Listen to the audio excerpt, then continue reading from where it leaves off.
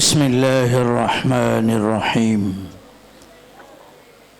الحمد لله نحمده ونستعينه ونستغفره ونؤمن به ونتوكل عليه ونعوذ بالله من شرور أنفسنا ومن سيئات أعمالنا. من يهد الله فلا مضل له ومن يضلله فلا هادي له. ونشهد أن لا إله إلا الله وحده لا شريك له ونشهد أن محمدًا عبده ورسوله صلى الله عليه وعلى آله وأصحابه وأزواجه وذرياته وأهل بيته وبارك وسلم تسليمًا كثيرًا كثيرًا. أما بعد، فأعوذ بالله من الشيطان الرجيم. إنا نحن نزلنا الذكر وإنا له لحافظون. علماء کرام، مہمانان عظام، حاضرین مجلس اور آنے والے جمیع طلباء،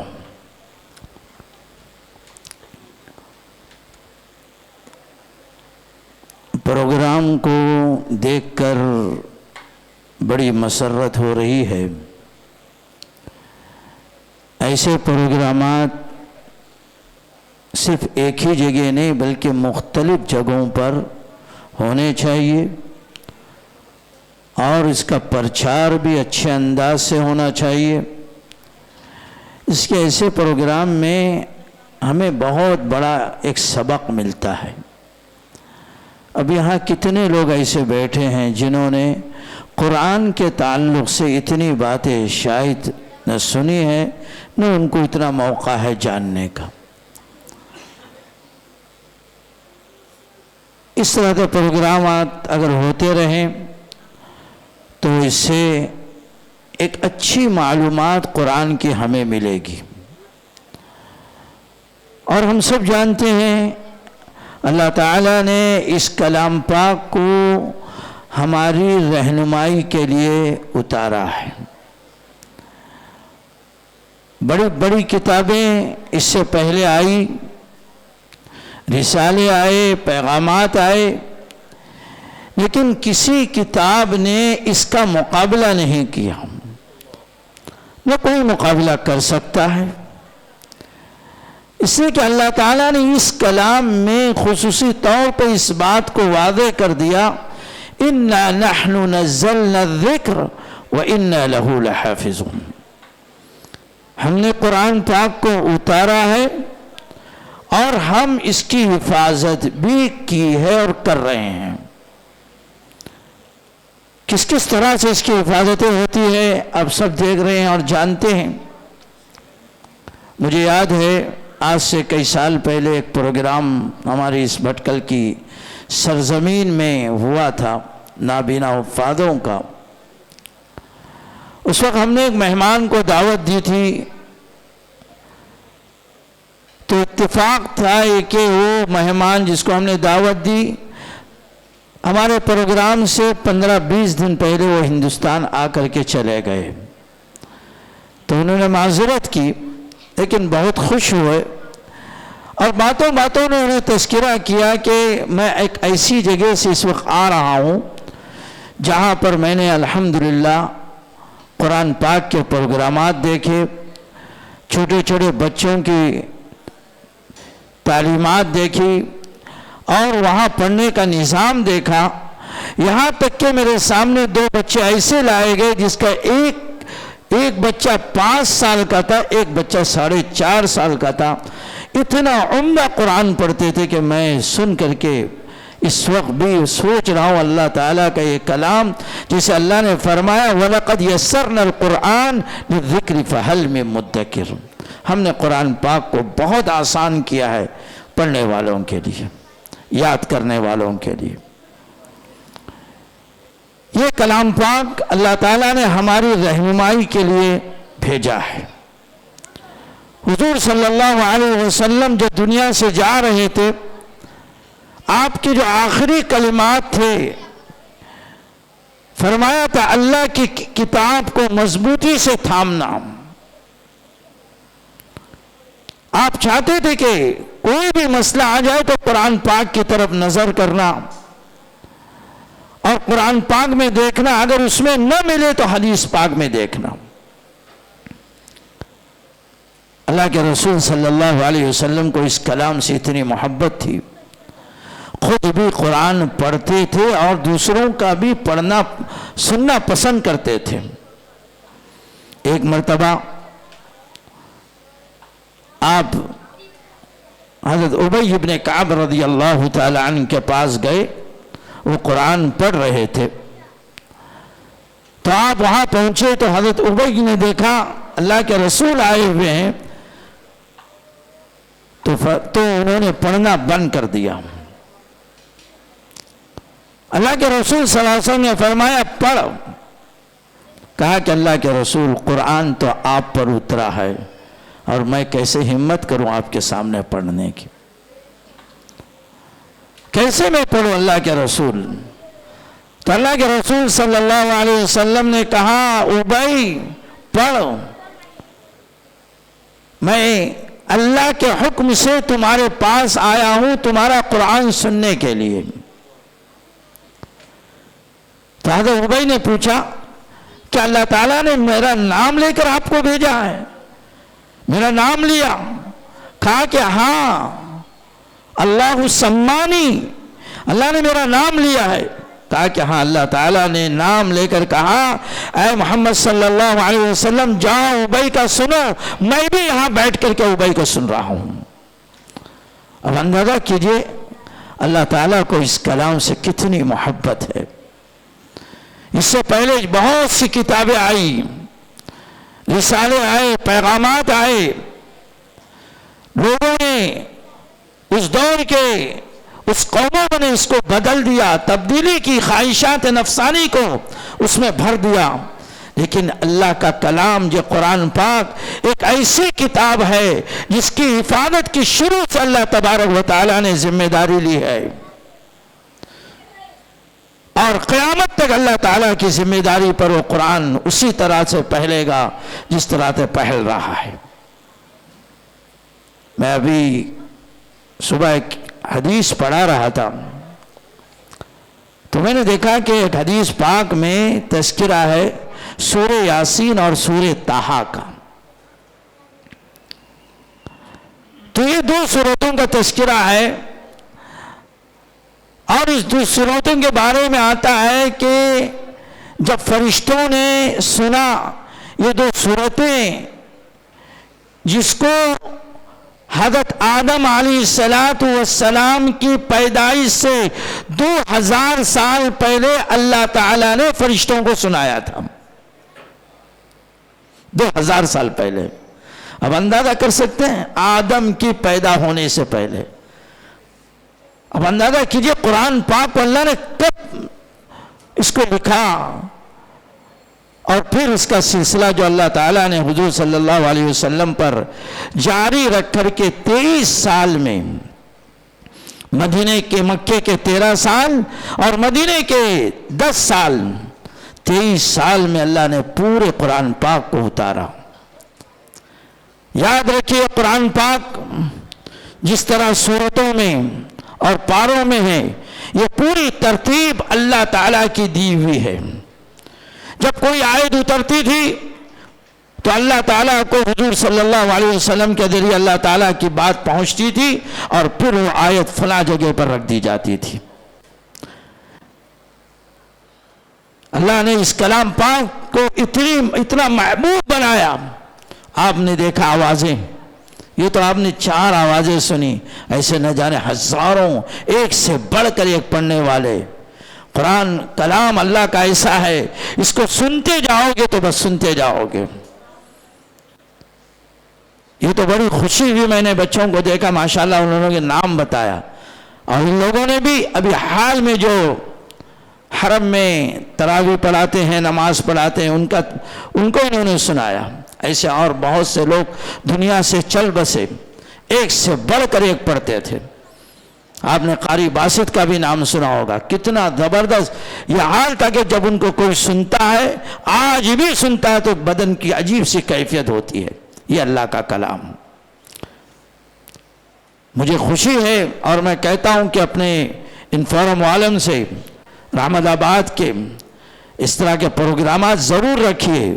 معلوم ہوا انہوں نے 250 سوالات دیے، میں تو کہتا ہوں کہ 250 نہیں 2500 دیجئے، تاکہ بچوں میں زیادہ سے زیادہ قرآن کی معلومات ملے۔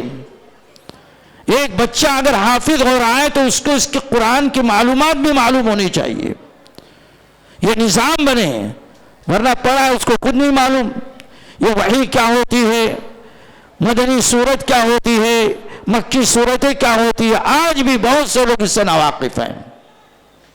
آیتوں کے تعلق سے مجھے بہت خوشی ہوئی، آیت نمبر بھی بچوں نے بتایا اور سورے بھی بتایا، یہاں تک کہ آیت کو بھی پڑھ کر کے دکھایا، بہت بڑی بات ہے۔ تو میرے عزیزوں، اللہ تبارک و تعالیٰ کی ایک دین ہے ہمارے لیے، اللہ نے جو ہمیں ایک کلام عطا کیا، تمام کلاموں میں افضل، اور ہم کو جو اللہ تعالیٰ نے بنایا ہے، نہ جانے کتنی اللہ تبارک و تعالیٰ کی نسلیں اور قومیں ہیں، سب میں افضل اللہ نے ہم کو بنایا۔ یہ ایک تو انسان ہونے کے ناطے جتنی مخلوقات ہیں سب مخلوق میں افضل انسان ہے، اور پھر اللہ کا شکر ادا کرتے ہوئے ہم کہیں کہ اللہ تعالیٰ نے ہمیں مسلمان بنایا، اسلام کی دعوت سے نوازا۔ من قال لا الہ الا اللہ دخل الجنہ، ایک مرتبہ بھی اگر خلوص کے ساتھ کسی کی زبان سے لا الہ الا اللہ نکلے گا تو انشاءاللہ ثم انشاءاللہ اس کے لیے جنت کا دخول اللہ کی طرف سے ہو جائے گا، بشرط کہ ایمان مرتے دم تک رہے۔ یہ اللہ کی طرف سے ایک دین ہے۔ ہم سب چاہتے ہیں، ہم دنیا میں آنے کا مقصد صرف اور صرف اللہ کی رضامندی ہے، ہمیں جنت بھی ملے گی تو اللہ کی رضامندی سے ملے گی۔ جب تک اللہ راضی نہ ہو ان تمام چیزوں سے انشاءاللہ امید ہے اللہ بہت خوش ہوگا۔ جیسے حضرت ابی ابن کعب سے اللہ تعالیٰ نے فرما بھیجا، اے ابی، اے محمد صلی اللہ علیہ وسلم جاؤ ابی کے پاس اور ابی کا قرآن سنو۔ اس سے معلوم ہوتا ہے جتنے لوگ قرآن پڑھتے ہیں اللہ تبارک و تعالیٰ ان کا قرآن سنتا ہے۔ اللہ کو محبت ہے اس کلام سے، اسی لیے دیکھیں دنیا میں کس طرح سے قرآن پاک کو پڑھا جاتا ہے۔ ہم نے ایک جگہ کے بارے میں سنا، جب وہاں پر حالات آئے، قرآن کو جلایا گیا، قرآن کے ساتھ بدتمیزیاں کی گئی، لوگوں کو قرآن سے دور رکھا گیا، اللہ تبارک و تعالیٰ نے ان کے دلوں میں قرآن رکھا، ان کے لیے قرآن کا نظام کیا۔ ہاتھ میں قرآن نہیں تھا، نہ جانے کیسی کیسی جگہوں پر، کہیں کھنڈرات میں جا کر، کہیں گھروں میں جا کر، کہیں اور جگہ جا کر بیٹھ کر لوگوں نے ان کو خالی قرآن پڑھایا، یاد کرایا، حافظ قرآن بنے۔ جب ان کے ہاتھ میں قرآن دیا گیا وہ قرآن دیکھ کر پڑھ نہیں پا رہے تھے، ان کو ہی نہیں معلوم تھا قرآن کا کون سا لفظ کون سے پارے میں ہے، ان کو اس کا کوئی علم نہیں تھا، بس قرآن یاد تھا اور بہترین قرآن پڑھتے تھے۔ یہ اللہ تبارک و تعالیٰ نے اس قرآن کو اس طرح آسان بنایا ہے۔ ہمیں جو قرآن سے محبت ہونی چاہیے، میں تو ہر لڑکوں سے کہتا ہوں، ہر گھر والے سے کہتا ہوں، اللہ کے لیے کہتا ہوں کہ اپنے بچوں کو حافظ قرآن بناؤ، یہ بہت بڑا ذریعہ ہوگا۔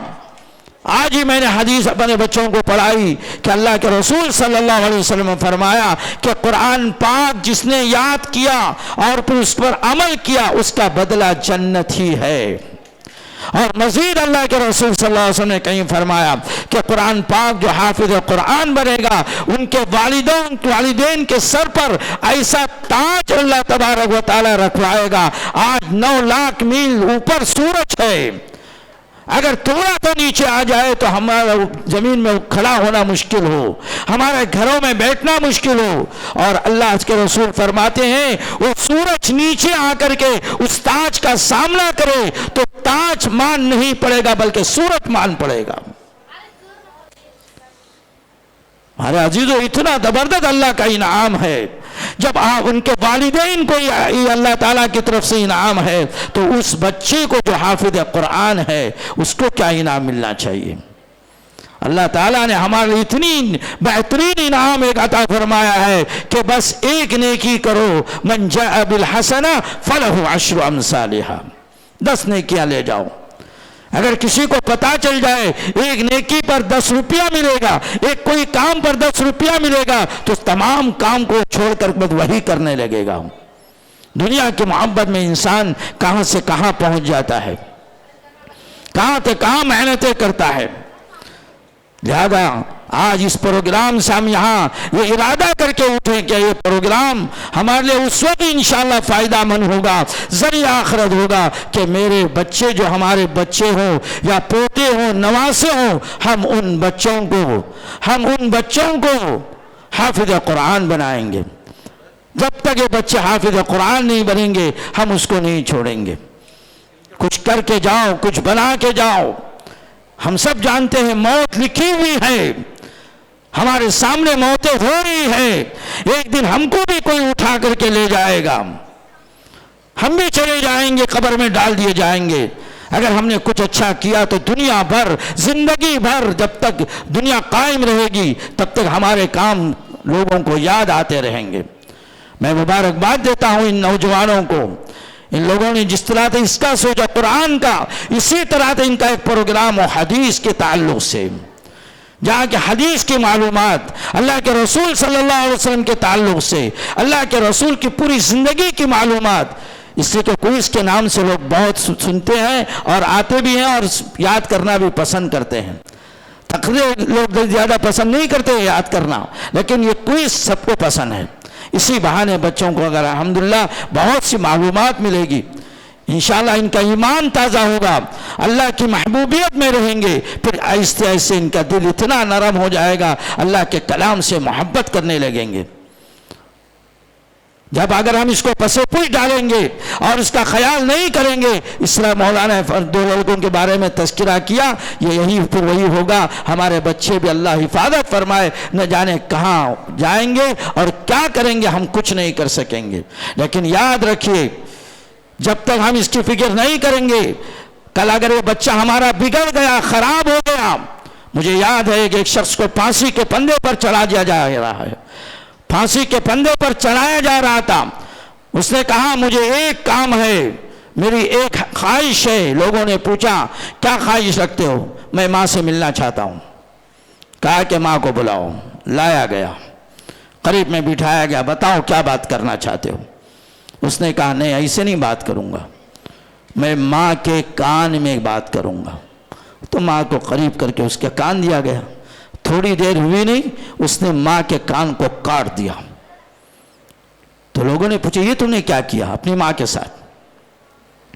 کہا کہ آپ کو تو احساس ہو رہا ہے کہ ماں کے ساتھ میں نے کیا کیا، مجھے معلوم ہے میں نے ماں کے ساتھ برا کیا، لیکن یاد رکھیے یہی ماں ہے جو میرا پہلا مدرسہ ہے، جس کی گود میں میں کھیلا ہوں، جس کی گود میں میں نے پرورش پائی ہے، جس نے مجھے بڑا بنایا ہے، جس نے مجھے ہر وقت خیال رکھا ہے، خود بھوکے رہ کر کے مجھے کھلایا ہے، خود اپنی نیندوں کو حرام کر کے مجھے سلایا ہے۔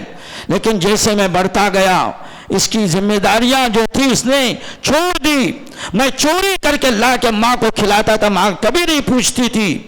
میں حرام کماتا تھا، ماں کبھی نہیں پوچھتی تھی۔ رات کے 2 بجے میں گھر میں آتا تھا، ماں نہیں پوچھتی تھی۔ ماں کو صرف پیسہ اور دولت چاہیے تھی۔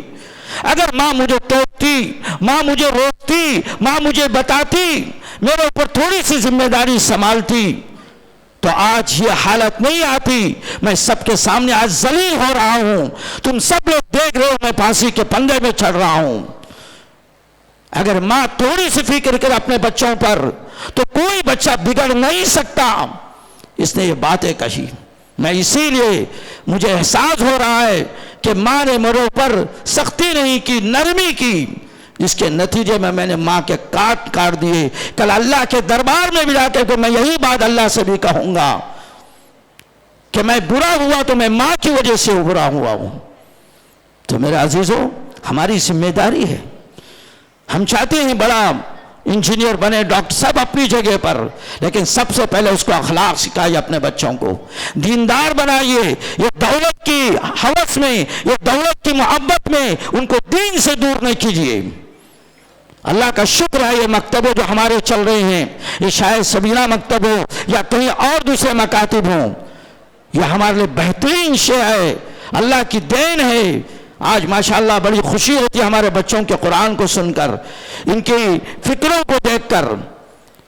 آج بڑے بچوں نے کوشش کی جس کی وجہ سے سب پروگرامات ہوتے ہیں۔ بہرحال ہمیں اس کا خیال رکھنا چاہیے اور اپنے بچوں کو بنانا چاہیے، اس لیے کہہ رہا ہوں اپنے بچوں کو حافظ قرآن بنائیے۔ اللہ کا کلام جب سینے پر رہے گا تو جہنم میں جب اللہ کی طرف سے ایک حافظ قرآن کو 10 لوگوں کو جہنم سے نکال کر لانے کا حکم ہوگا، حدیث پاک میں آتا ہے داروغہ جہنم چیخ چیخ کر کہے گا، اے اللہ اس کو واپس بلا لے، یہ جہاں پیر رکھنا ہے وہاں میں ٹھنڈی ہوتی جا رہی ہوں اور مجھے ٹھنڈا نہیں ہونا ہے۔ کتنی بڑی بات ہے، کتنے بہترین باپ اور مائیں ہیں جن کے بچے حافظ قرآن ہیں۔ لہذا میں اپنے تمام احباب کو مبارکباد دیتا ہوں۔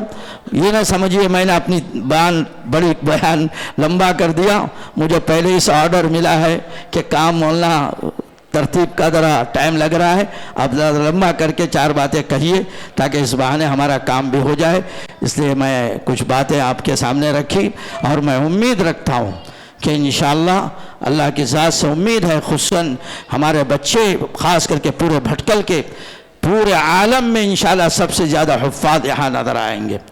مجھے احساس اور محبوبیت ہے ان تمام بچوں سے، اور میں دیکھ رہا ہوں جب سے ہماری الحمدللہ جمعیت الحفاظ کا نظام بنا ہے اور جب سے اس کی محنتیں شروع ہوئی ہے، ہمارے بچے، ہمارے نوجوان اور اس کے علاوہ ہماری ماں بہنیں بھی بہت سی لوگ حافظ قرآن بن رہے ہیں۔ میں سب سے کہوں گا اپنے بچوں کے لیے اس کا نظام بنائیے، کہیں نہ کہیں اس کو پڑھوا کر، پھر چاہے آپ ڈاکٹر بنائیے، انجینئر بنائیے، سائنٹسٹ بنائیے، عالم دین جو چاہے وہ بنائیے، ہم اس سے انکار نہیں کرتے۔ کم از کم وہ جہنم سے بچ جائے، جنت میں چلے جائے، اور آپ کے لیے بھی وہ بچے ذریعہ بن جائے۔ انشاءاللہ اگر یہ فکر رہے گی تو انشاءاللہ اس طرح کے پروگرام بھی کامیاب ہو جائیں گے، ایک نظام بنے گا، اور اللہ کی ذات سے امید ہے کہ انشاءاللہ اس بھٹکل کی سرزمین میں اللہ تعالیٰ کا غضب نہیں ابھرے گا اور اللہ تعالیٰ کی محبوبیت آئے گی، اللہ ہم سے محبت کرے گا، اور اس کے ذریعے انشاءاللہ پورے عالم میں ہمارا نام ہوگا۔